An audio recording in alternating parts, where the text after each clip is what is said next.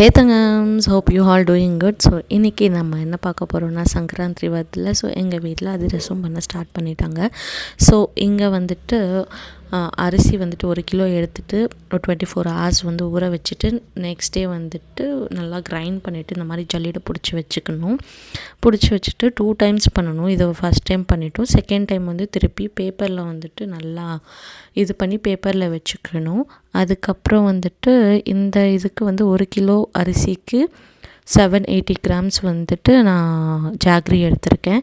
இது வந்துட்டு நல்லா பாகு பிடிக்கணும். ஸோ அதுக்காக ஒரு பவுல் எடுத்துக்கிட்டு அதில் 780 grams வந்துட்டு ஜாக்ரி போட்டுட்டு கொஞ்சமாக தண்ணி விட்டுட்டு நல்லா அது ஜாக்ரி வந்துட்டு நல்லா மெல்ட் ஆகிட்டு வரணும்.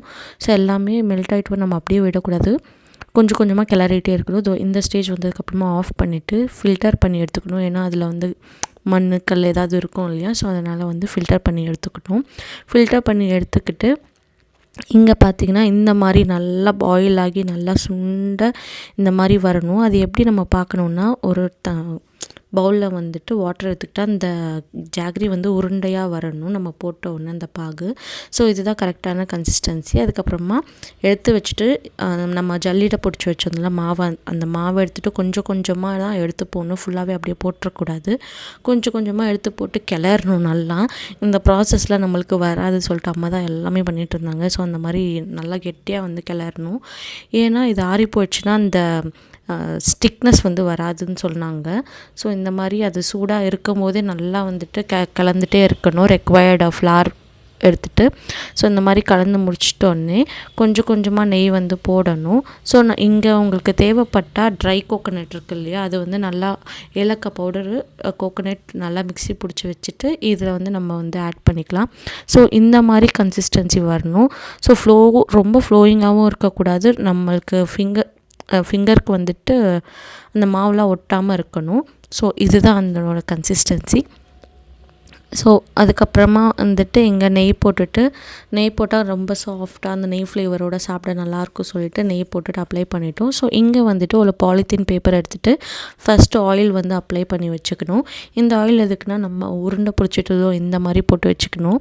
ஸோ ஃபஸ்ட்டு எள்ளு வச்சு ட்ரை பண்ணோம். எனக்கு எள்ளு பிடிக்காது சொல்லிவிட்டு அது திருப்பி போடலை. ஒரு 2-3க்கு தான் எள்ளு போட்டு இது பண்ணோம். அதுக்கப்புறமா இந்த மாதிரி எல்லாமே வந்து வச்சுக்கிட்டு நல்லா சுண்டை வந்து எண்ணெய் காய்ச்சினோன்னு இந்த மாதிரி போடணும். ஒன்று தான் போடணும்.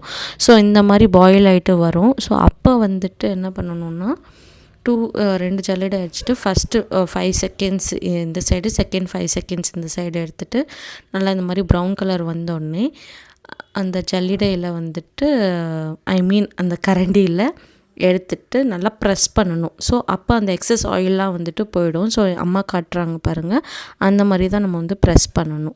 ஸோ உங்களுக்கு நான் எல்லா பேட்சும் பொரிச்சதை வந்து பார்க்கலாம். நீங்கள் ஒன்று ஒன்றா எடுத்து பொரிச்சிட்டே இருப்பாங்க. ஸோ நீங்கள் சங்கராந்திரிக்கு என்ன பண்ணீங்கன்னு சொல்லிட்டு நீங்கள் கீழே கமெண்ட் பண்ணுங்கள். Wish you all happy Sankranti and happy போகி. ஸோ ஆறுனதுக்கப்புறம் வந்துட்டு நம்ம வந்து பேப்பரில் வந்து இந்த மாதிரி ஆற வச்சிடணும். அப்போ தான் வந்துட்டு நல்லா கொஞ்சம் கிறிஸ்பியாக இருக்கும். ஸோ இப்போ வந்து நான் வந்துட்டு உடச்சி காமிக்கிற பாருங்கள். ஸோ இந்த மாதிரி உங்களுக்கு மாவெல்லாம் வந்து நல்லா ஆறி இந்த மாதிரி வரும். ஸோ செம்மையாக இருந்துச்சு. நான் வந்து டேஸ்ட் பண்ணி பார்க்கும்போது நீங்களும் வீட்டில் ட்ரை பண்ணி பாருங்கள். பாய், டேக் கேர் தங்கம்ஸ்.